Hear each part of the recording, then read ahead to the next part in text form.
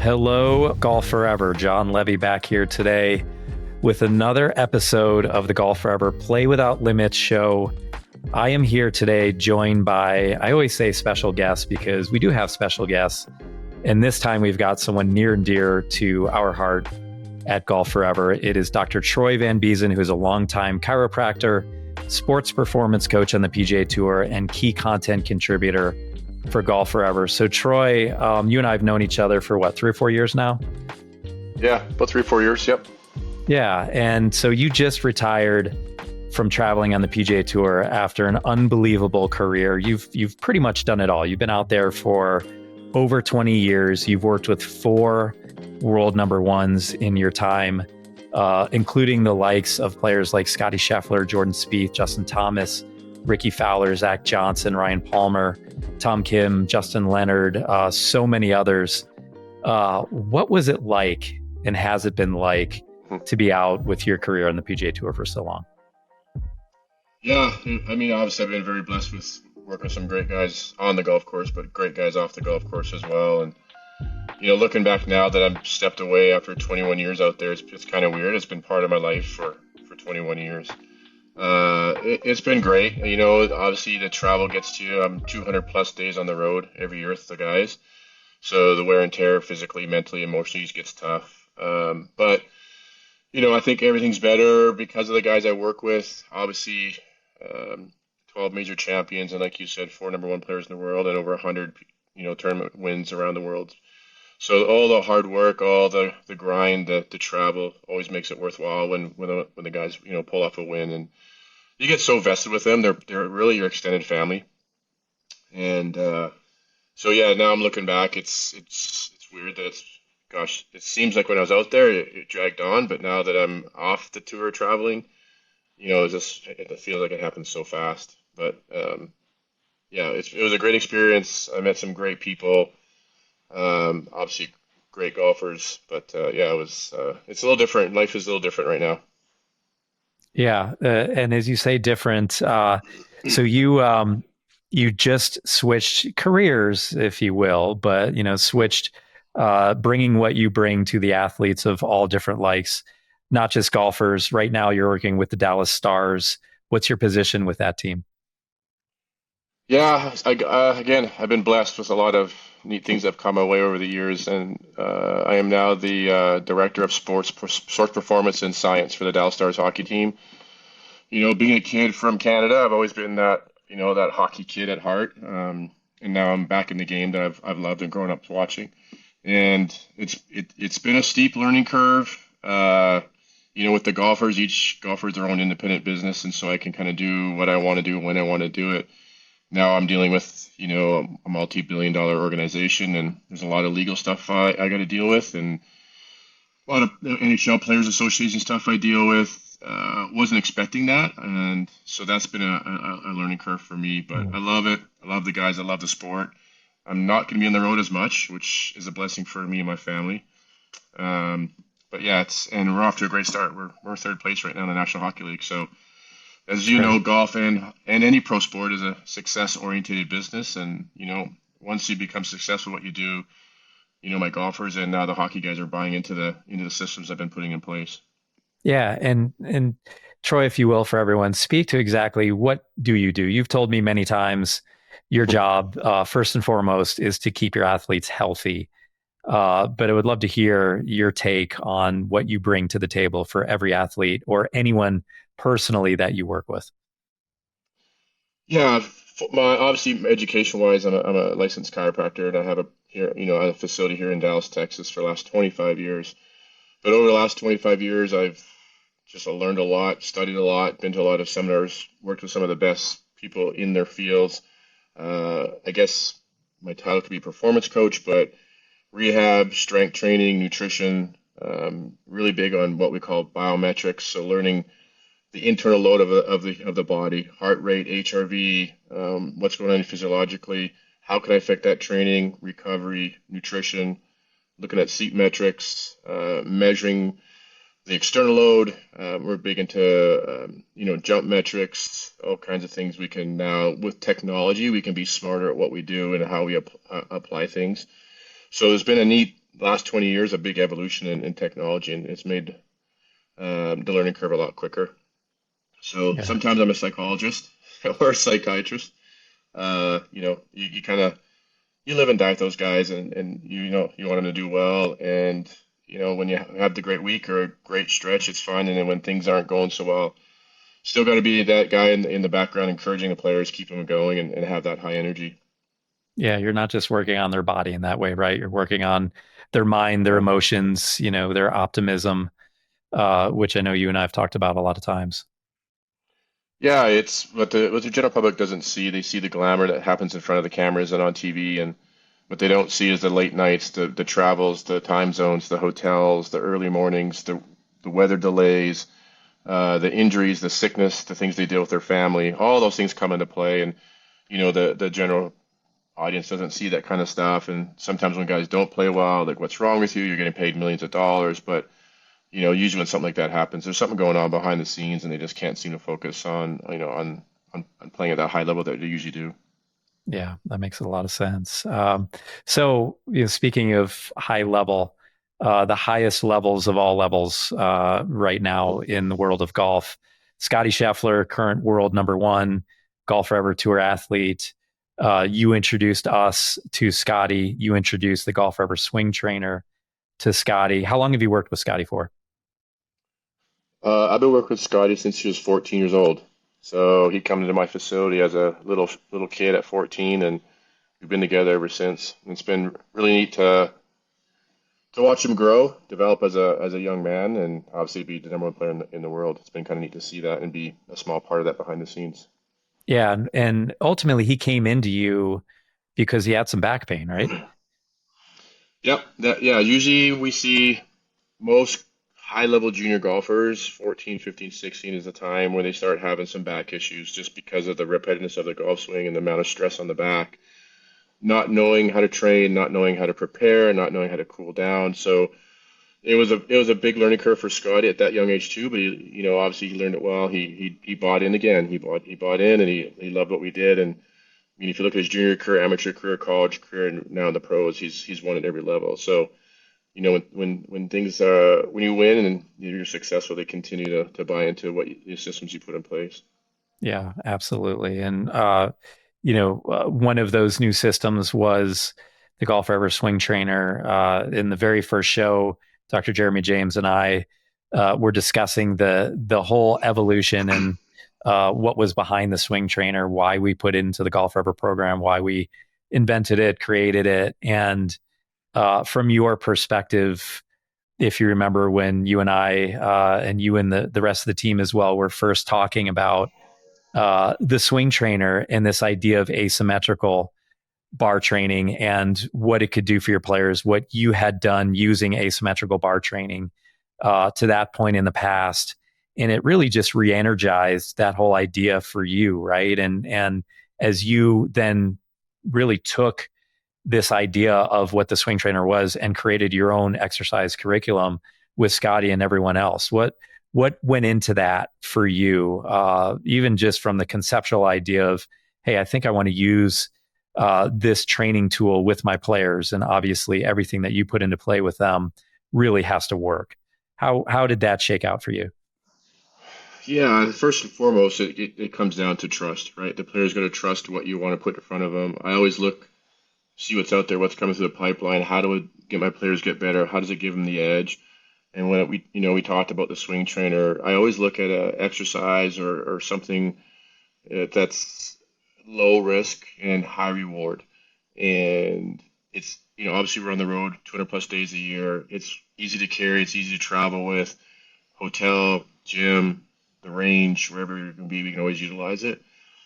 And what if you haven't tried it, and you and I talked about this, John, it's hard. It is a very difficult exercise. It challenges you, but it challenges you unilaterally or asymmetrically, and we all know the golf swing is asymmetrical. So I'm always looking at, because guys do get imbalanced, they do get asymmetrical. The swing turn, first and foremost, it's a low risk. You can't get hurt on it. It actually just benefits you, but it helps put you back in balance. I always say it's a full body workout. Your core, your glutes, your upper body, your lower body, your legs, quads, everything's engaged. Um, and like I said, we throughout the curriculum, I'm always looking at the golf swing, all planes of motion. How do I challenge it, that golfer in that one plane versus the other plane? And that's how the curriculum kind of came into play, is kind of mimicking the golf swing with the swing trainer, content and exercises that we put into play with these golfers. Yeah, and it's obviously been very effective for us, for our members, for now over 400 tour players that use it. And with Scottie, this first occurred during the off season of 21 going into 2022. And then he put it into play, I remember with you as a warm up tool going into the Farmers Insurance Open at Torrey Pines. The start was at January 2022, right? Because I'm Mhm. curious from your perspective, he has told us, we have him on camera saying, I just liked how my body felt that week. And then, of course, 2 weeks later, Cinderella story, he wins at the Waste Management Phoenix Open, his very next event out, ascends to world number one, wins the match play, wins the Masters. He was off and running using the swing trainer every single day to warm up. But I'm curious from your perspective, what prompted that move to use that during that event? And then ultimately, what is that routine like for you guys?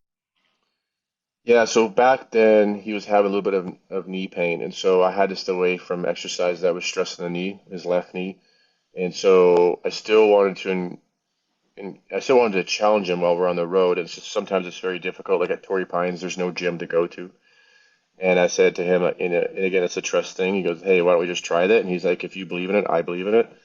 Hmm. So we put it into play. And his thought process when he were done with the warm up routine, we kind of put into play that week. He felt ready to hit balls. Like he didn't feel like he had to hit 100 balls to warm up. He was already physically like warmed up to go out and play. No knee pain, and then obviously he almost won that week. And again, it's success oriented business. The next week he's like, I want to keep doing this, and that's kind of how that took off, and been using it ever since. And like we talked about this before, now it's kind of interesting to see in a PJ Fitness trailer. I mean, when we're in there warming him up or cooling him down or whatever, training, every single golfer that walks in grabs that swing trainer and uses it. So they always want to copy success.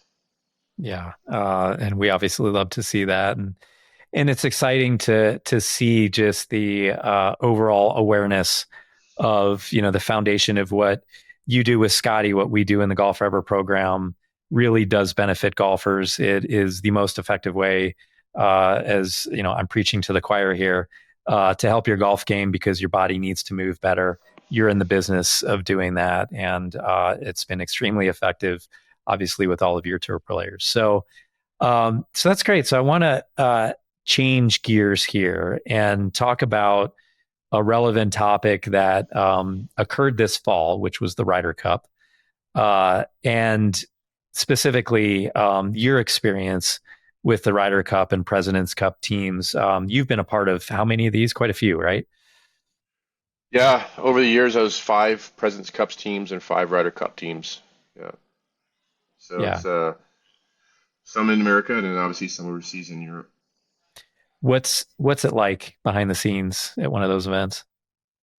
You know, I mean, obviously there's a team concept which is different. I come from a team world as far as hockey, so I love it. I love the guys getting together, bonding, getting together, and playing as a team. It's such a isolated, lonely sport, golf, because you're on your own. You're competing by yourself. You have nobody to rely on. But it's really neat to see how these guys get together. They eat together, they train together, they play cards together, and they love it too. They most golfers love football, they love baseball, they love basketball, and they love that team concept. Any chance they get a chance to play on a President's Cup or Ryder Cup team, it's really to see the difference in their how they go about their day and their routine and how they react to each other. Um, I get goosebumps. I'm not a by no means a golfer at that level. Obviously Whistling Straits with Steve Stricker as a captain was amazing. It was a great win for those guys. Obviously with Zach, I've been working with Zach for 15 years. I love him to death. We've worked so much together over the years, and for him to be named Ryder Cup, we all got pretty excited. Um, Now going over to Europe is a completely different story than playing in North America. But yeah, it is fun. The crowd's crazy. You see it on TV, the chants, the singing, the dancing. The European fans are amazing. They love the sport. It is a hostile environment. Um, so yes, there are guys who are on the first tee that are shaking and are nervous. But they look forward to that. That's why they play the game. They want to compete with the best in the world, and every single one of those players loves that event.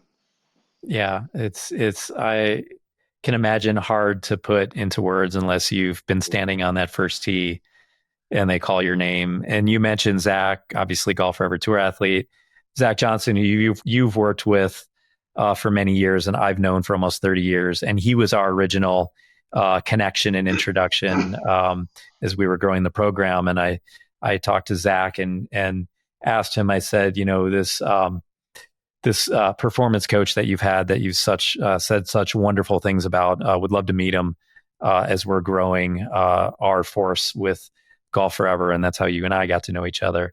So a point on Zach here. Obviously we're both very close with him.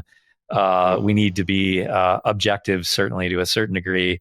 It is a very highly criticized event in general, especially with this day and age, social media, armchair quarterbacks everywhere.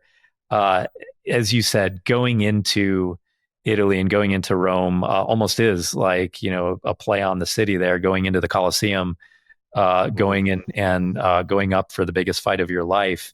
The Europeans were holding shots off the green everywhere. It seemed like that first day we didn't even win a match, which was unprecedented in those morning rounds. Your take on that whole week, what happened in Rome? Yeah, obviously with Zach being such a close friend and seeing him prepare for 2 years leading up to it and the meetings and the travel and looking at players who he wants on the course, obviously playing for America.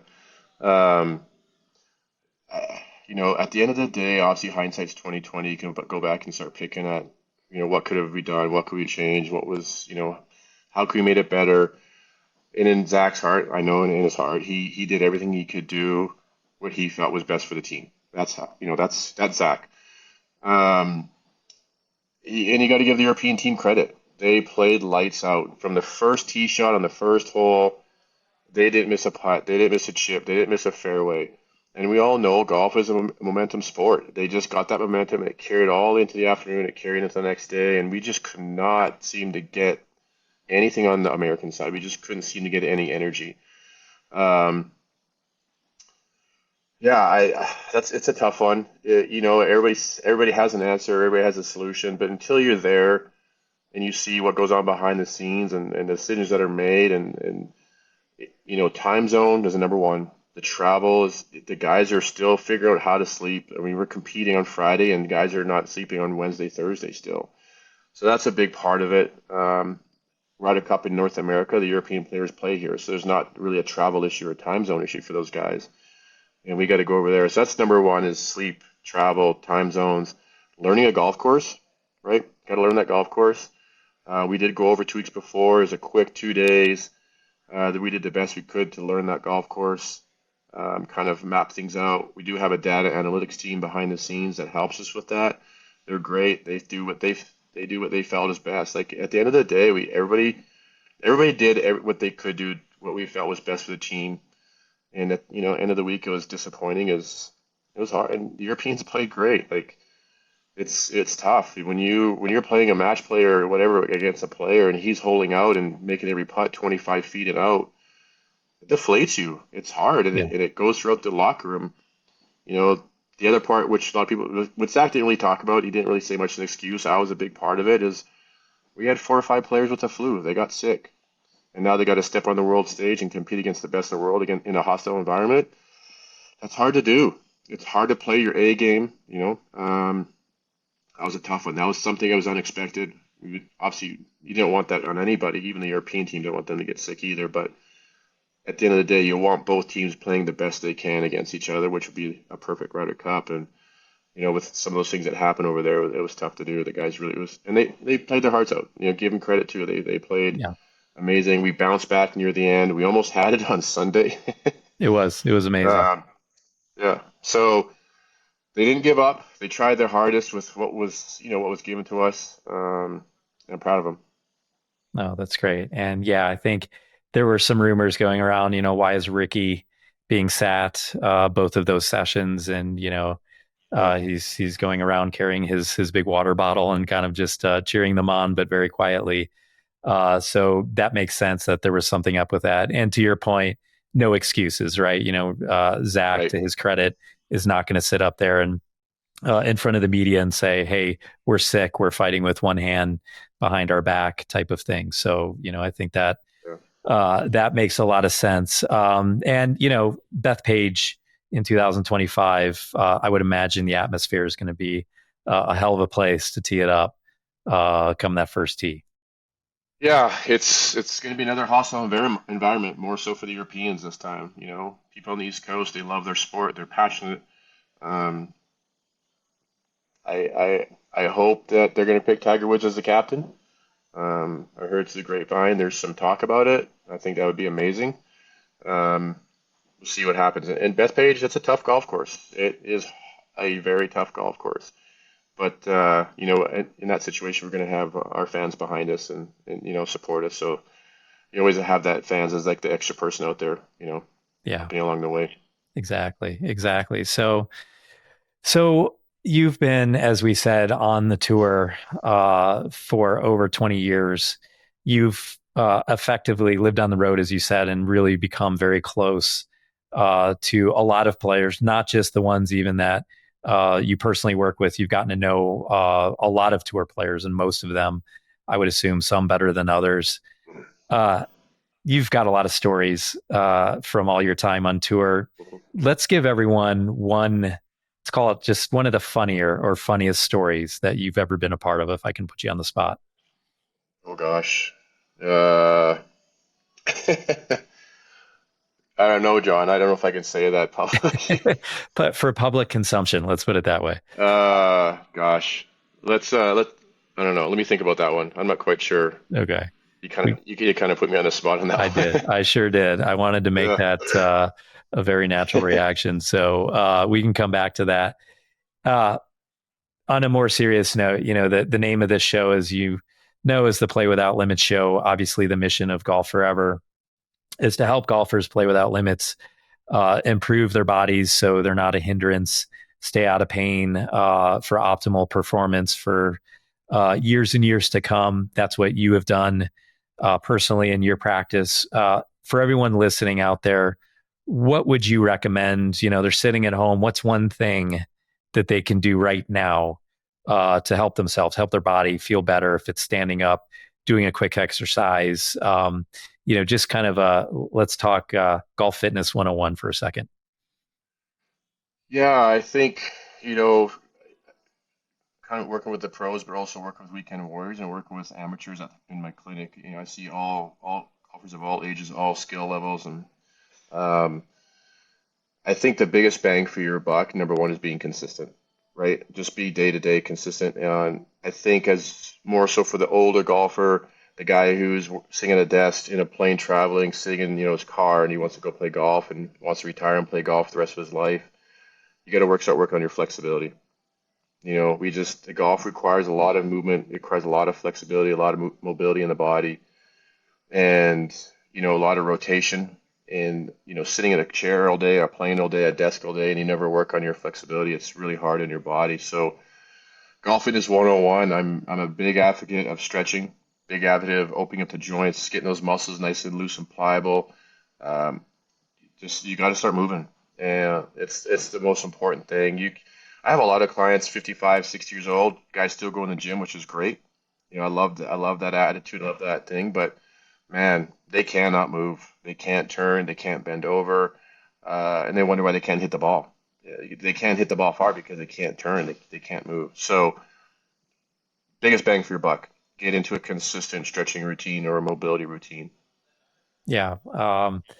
That makes a lot of sense. And that's obviously, as you well know, a key tenet of the Golf Forever program with our fundamentals routines, Mhm. which is exactly for that reason. I want to lean into a point that you've told me many times, related to what you just said about, guys can't move. A lot of the tour players that have come to you who are very well known, even the younger, what you would think are more spry, athletic younger players, they don't move, at least biomechanically, as well as they should. And if you could speak to that for a moment, what do you tend to see when they come in? How does that translate to their golf swing, and what do you help them with? Yeah, probably again, the number one reason most of these high level golfers come to see me is because they're in pain or have an injury and can't seem to heal or recover. That's probably the number one reason why. And then my part two of me is educating on the why. Why are you in pain? Why are you hurting? The scary thing out there is a lot of high level athletes, just in general, golfers, they just get medically mismanaged. It's as weird as it sounds. A lot of people just don't understand the golf swing, doesn't understand how the body moves in the golf swing, don't understand the tendencies, the imbalances that occur because of the golf swing. I've just been lucky enough the last 20 years to learn that, live in the trenches, be on the PGA Tour, understand the golf swing, the biomechanics behind it. And yeah, that's probably the biggest thing is getting, and obviously low back pain is the number one issue. Teaching them why they're having it, teaching them how their body's not moving compared to what's normal, and what's required in the golf swing. And once you kind of give them that comparison, the light bulb goes off. It's golf fitness when I first started was non-existent 21 years ago. I think now it's gone too far. I'm not a big fan of like I see so many college golfers coming off as hurt from just training. Hmm. The elliptic lifts, the power, the speed, the ballistic moves, all that kind of stuff they do, it's not necessary. It really isn't. And the biggest thing they forget to do is build that mobility, stability foundation and stay on top of that on a daily basis. I know it's not sexy, it's monotonous, but that is the fundamental thing that every golfer has to stay healthy and to play the game for a long time. And a perfect example, today I trained Scottie Scheffler, number one player in the world, 26 years old. The first 15, 20 minutes is all stability, mobility, foundation every single day. He understands that. It keeps him healthy. Then we progress into the power, strength, speed work, but we have to do that every morning before we just prepping his body to be able to challenge it. Yeah. And you need to do that in the golf swing. Yep. Absolutely. I can attest to my own, as I've said in a few of our other shows, my own experience, and you've seen me and physically some of my limitations as that gets a smirk out of you, because, I've played golf all my life, and I was exactly what you were describing of, and I'm a big runner as well. So would do a lot of cardio, and didn't realize throughout my 20s and my 30s that I was actually effectively shrinking my mobility, my range of motion. And as the famous line that I said, with Jeremy, we were joking about in the very first show, when Jeremy met me, he said I was a 40-year-old that moved like an 80-year-old. Right. And I still have continued to work on my hips and my mobility, but which has made tremendous gains. But it's interesting, if I don't continue to focus on it, it's amazing how it snaps back and I get tight and I see it in my golf swing and I'm not moving as well. And then all of a sudden I'm hitting it offline and I'm hitting it shorter. So, I mean, a huge deal, right? Yeah. Yeah, and what a lot of people don't understand how closely related your body is to your golf swing and how you don't move properly creates swing faults, right? We talk this all the time in the GolfForever, the app and the exercise we talk about is if you can't turn on your left side, you're hanging back, you're blocking right. There's so many what we call swing body connections that you can put into play. And for me, I've just done it for so long. I can look at a person's body, I can test it, and I know what their swing faults are without even seeing them swing.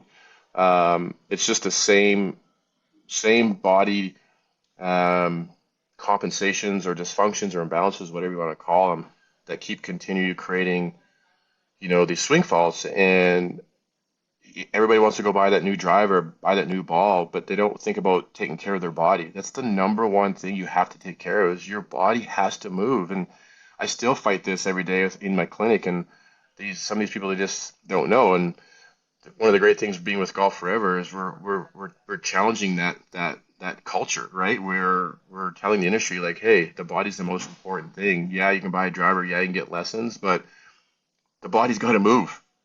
You can waste your time and your money if you don't take care of your body. Exactly.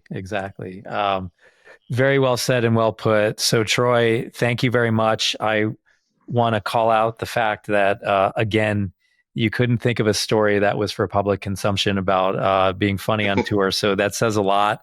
I want to come back to that maybe in a future episode. But thank you so much for your time. Obviously, as you and I have been, of course, staying in close touch, everything you're doing with the Dallas Stars, are very lucky to have you. You're still, of course, associated with our program here at GolfForever. But, best of luck as you go on with the season, and hopefully you get a Stanley Cup. Thanks, John. Appreciate that. I hope so, too. Exactly. All right. Well, thank you, Troy. And thank you all for listening to the GolfForever Play Without Limits show. We will see you again soon.